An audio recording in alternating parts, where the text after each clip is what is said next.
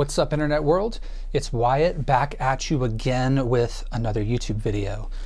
This one, I thought I would tackle the gear accusation syndrome topic. Gear. Does it matter?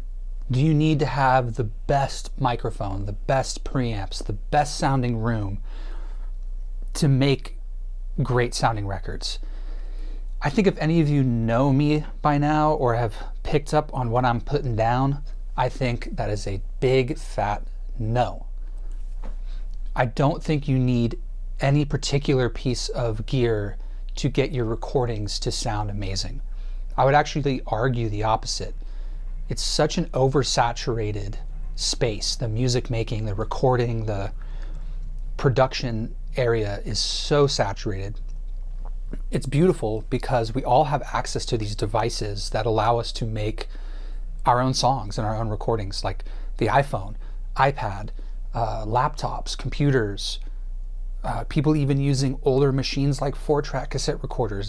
There's been ways to make your own recordings since the beginning of rock and roll, and the technology has only gotten better. And to me, the most important piece of gear, the most important thing to focus on when making records, mixing records, writing songs, is you. It's yourself. You are the most proprietary thing that can be offered in a studio environment or a writing session. That's the thing you can't go buy at a store or Sweetwater or buy at a thrift store. You know, the physical pieces of gear are not what you should be really worried about or investing your time and money and energy into buying or saving up money for years. Once I get my hands on a U87, my albums are going to be gold. Like, it's easy to fall into that trap, you know, especially you look at a majority of mainstream, very successful pop music that's come out in the last 40 years. I would say probably a majority of them, you know, were made in a facility that has really high-end gear, microphones, room treatment, preamps, compressors, monitoring, all that. But there's also been a lot of albums that were made very unconventionally, and I would argue that those albums were the ones that turned more heads and were on the cutting edge of music production. The most proprietary things of those albums were the individual, the song itself, the arrangement, the playing, the attitude, the lyrics, the way the things were attacked from the day of recording. It's almost like, you know, so-and-so's living room is not going to sound like anyone else's living room or any other studio you go into. So it's better to embrace the imperfections that you have in your room and your gear and your mics to your advantage, because it makes your music unique.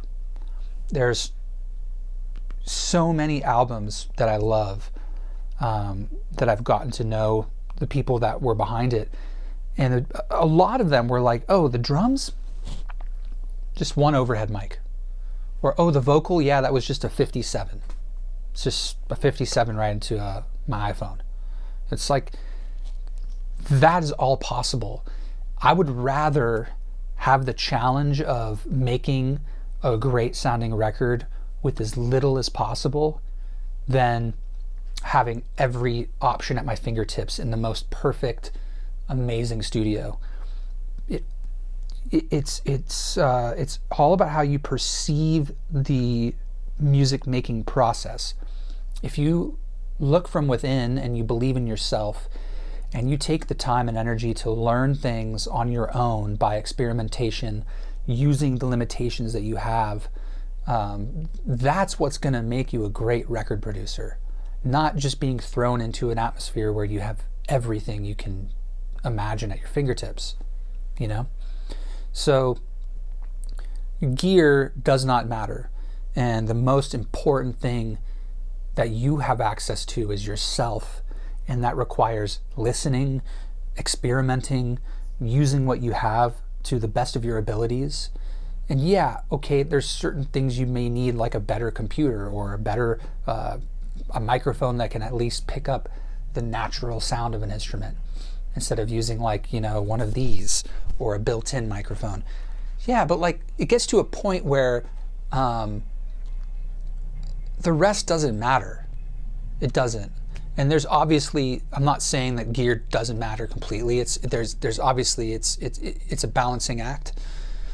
I have gear. I have specific pieces of gear that I have acquired because they do a certain thing that I can't get anywhere else, and I like what it does. Do I need them? No. I have them. Do they get used every day? No. Like, all of this could be sold and it would make a difference on how I mix or produce records, because all of what matters in that process is within myself. And I strongly advise you to take the time to study, listen to music, listen with a very critical ear, listen to music on different sources, use whatever you have at your disposal to the utmost you can, even if it's just your phone and GarageBand. Use the shit out of it. Do everything you can to make the best sounding album you can with what you have. That's what's going to make you and your music get to the next level.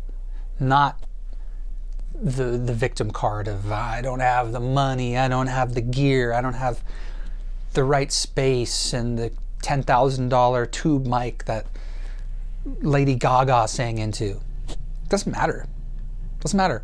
If you have a great song, it's a great song. And there's undeniably people will know it's a great song and will connect with it. The way you express yourself, the way you attack how to record and construct a song and the energy you bring to it, that is the secret sauce that no one else can take away from you. So I would say hone that in. Chip that sculpture into this figure that you see for yourself, because that's something no one can take away from you. Gear or space or money aside, that is the most important part. Yourself.